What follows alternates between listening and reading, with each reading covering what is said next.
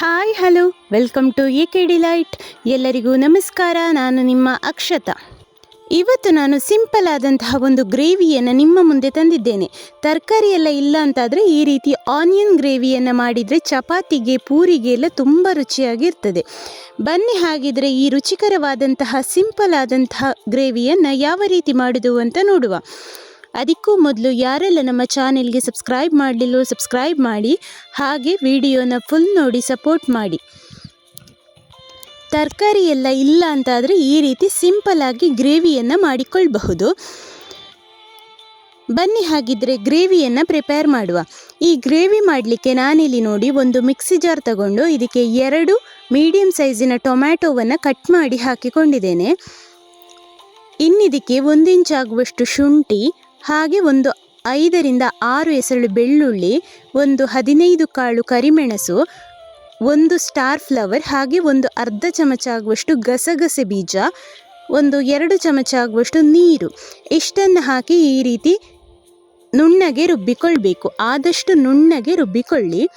ಇನ್ನು ಒಂದು ಸ್ಟವ್ ಮೇಲೆ ಬಾಣಲೆ ಇಟ್ಟು ಸ್ಟವ್ ಹಚ್ಚಿ ಅದಕ್ಕೆ ಒಂದು 4 ರಿಂದ 5 ಚಮಚ ಆಗುವಷ್ಟು ತುಪ್ಪವನ್ನು ಹಾಕಿಕೊಳ್ಳಿ. ನಿಮ್ಮಲ್ಲಿ ತುಪ್ಪ ಇಲ್ಲ ಅಂತಾದರೆ ಎಣ್ಣೆ ಕೂಡ ಹಾಕಿಕೊಳ್ಬಹುದು.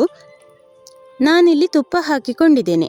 ಇನ್ನು ನೋಡಿ ಈ ರೀತಿ ನೋಡಿ ಈರುಳ್ಳಿಯನ್ನು ಈ ಸೈಜಲ್ಲಿ ಕಟ್ ಮಾಡಿ ಇಟ್ಟುಕೊಂಡಿದ್ದೇನೆ. ಇದರಲ್ಲಿ 4 ಮೀಡಿಯಮ್ ಸೈಜಿನ ಈರುಳ್ಳಿ ಇದೆ. ಇನ್ನಿದನ್ನು ತುಪ್ಪದಲ್ಲಿ ಒಂದು 3 ರಿಂದ 4 ನಿಮಿಷ ಆಗುವಷ್ಟು ಮೀಡಿಯಮ್ ಫ್ಲೇಮಲ್ಲಿ ಫ್ರೈ ಮಾಡಿಕೊಳ್ಬೇಕು. ಈ ರೀತಿ ತುಪ್ಪದಲ್ಲಿ ಹುರಿಬೇಕು. ನೋಡಿ ಈ ರೀತಿ ಮೀಡಿಯಮ್ ಫ್ಲೇಮಲ್ಲಿ ಫ್ರೈ ಮಾಡ್ತಾ ಇರಿ. ಸ್ವಲ್ಪ ಕಲರ್ ಚೇಂಜ್ ಆಗ್ತದೆ. ಮೀಡಿಯಮ್ ಫ್ಲೇಮಲ್ಲಿ ಈ ರೀತಿ ಒಂದು 4 ರಿಂದ 5 ನಿಮಿಷ ಸಾಕು. ಅದರಿಂದ ಜಾಸ್ತಿ ಫ್ರೈ ಮಾಡಲಿಕ್ಕೆ ಹೋಗಬೇಡಿ. ನೋಡಿ ಇದಿಷ್ಟ ಆದರೆ ಸಾಕು. ಇನ್ನಿದನ್ನು ಒಂದು ಪ್ಲೇಟಲ್ಲಿ ಶಿಫ್ಟ್ ಮಾಡಿ ಪುನಃ ನಾನು ಅದೇ ಬಾಣಲೆಗೆ ಒಂದು 4 ಚಮಚ ಆಗುವಷ್ಟು ತೆಂಗಿನೆಣ್ಣೆಯನ್ನು ಹಾಕಿಕೊಳ್ತೇನೆ. ನೀವಿಲ್ಲಿ ತೆಂಗಿನೆಣ್ಣೆಯ ಬದಲು ತುಪ್ಪ ಕೂಡ ಹಾಕಿಕೊಳ್ಬಹುದು. ನೋಡಿ ಈ ರೀತಿ ಎಣ್ಣೆ ಹಾಕಿದ ಮೇಲೆ ಇದಕ್ಕಿನ್ನು ಒಂದು ಅರ್ಧ ಚಮಚ ಆಗುವಷ್ಟು ಸೋಂಪು ಕಾಳನ್ನು ಹಾಕಿಕೊಂಡಿದ್ದೇನೆ.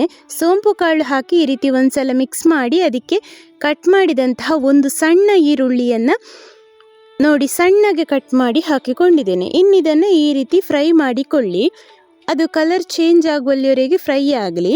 ಇನ್ನಿದಕ್ಕೆ ನಾವು ರುಬ್ಬಿ ರೆಡಿ ಮಾಡಿಟ್ಟುಕೊಂಡಂತಹ ಟೊಮ್ಯಾಟೊ ಮಸಾಲೆಯನ್ನು ಆ್ಯಡ್ ಮಾಡಿಕೊಳ್ಳುವ. ಈ ರೀತಿ ಹಾಕಿ ಇದನ್ನು ಚೆನ್ನಾಗಿ ಕುದಿ ಬರಬೇಕು. ಹಸಿ ವಾಸನೆ ಎಲ್ಲ ಹೋಗುವಲ್ಲಿವರೆಗೆ ಚೆನ್ನಾಗಿ ಕುದಿಬೇಕು. ಇದಕ್ಕೆ ನಾನಿಲ್ಲಿ ನೋಡಿ ಒಂದು ಅರ್ಧ ಚಮಚ ಆಗುವಷ್ಟು ಉಪ್ಪು, ರುಚಿಗೆ ತಕ್ಕಷ್ಟು ಉಪ್ಪು, ಹಾಗೆ ಒಂದು 1/4 ಚಮಚ ಆಗುವಷ್ಟು ಅರಶಿನ ಹುಡಿ, ಹಾಗೆ 1 ಚಮಚ ಆಗುವಷ್ಟು ಬೆಲ್ಲವನ್ನು ಹಾಕಿಕೊಳ್ತಾ ಇದ್ದೇನೆ. ನಾನಿಲ್ಲಿ ಜೋನಿ ಬೆಲ್ಲವನ್ನು ಯೂಸ್ ಮಾಡಿಕೊಂಡಿದ್ದೇನೆ.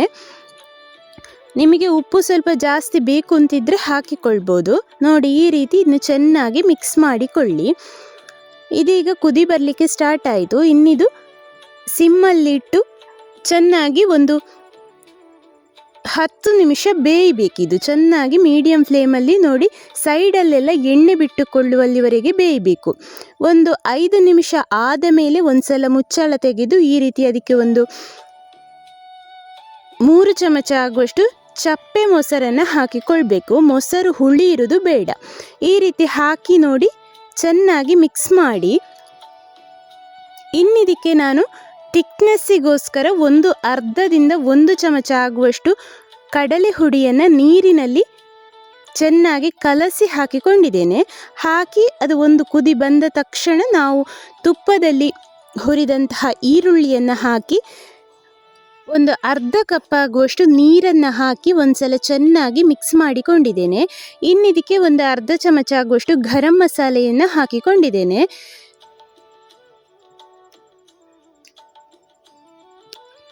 ಇಷ್ಟ ಆದಮೇಲೆ ಇದನ್ನು ಸ್ವಲ್ಪ ಹೊತ್ತು ಮುಚ್ಚಿಡಿ. ಒಂದು 5 ನಿಮಿಷ ಮೀಡಿಯಮ್ ಫ್ಲೇಮಲ್ಲಿ ಬೇಯಲಿ.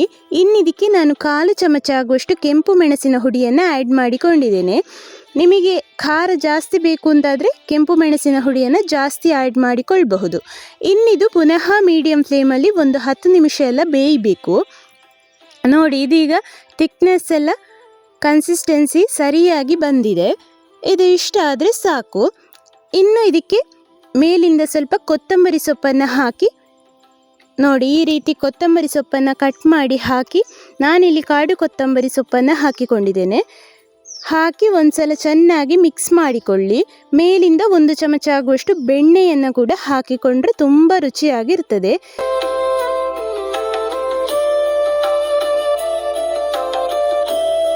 ತುಂಬ ರುಚಿಯಾದಂತಹ ಸಿಂಪಲ್ ಆದಂತಹ ಈ ಗ್ರೇವಿ ಖಂಡಿತ ಎಲ್ಲರಿಗೂ ಇಷ್ಟ ಆಗಿದೆ ಅಂದ್ಕೊಳ್ತೇನೆ. ಹಾಗಿದ್ರೆ ತರಕಾರಿ ಎಲ್ಲ ಇಲ್ಲ ಅಂತಾದರೆ ಈ ರೀತಿ ಕೂಡ ಗ್ರೇವಿಯನ್ನು ಮಾಡಿಕೊಳ್ಳಬಹುದು. ಸ್ನೇಹಿತರೆ, ಹಾಗಿದ್ರೆ ಒಂದು ಲೈಕ್ ಕೊಟ್ಟು ಶೇರ್ ಮಾಡಿ, ಸಬ್ಸ್ಕ್ರೈಬ್ ಮಾಡಿ, ಹಾಗೆ ಬೆಲ್ ಐಕಾನನ್ನು ಪ್ರೆಸ್ ಮಾಡಿ. ಮುಂದಿನ ವಿಡಿಯೋದೊಂದಿಗೆ ಸಿಗೋಣ. Thank you.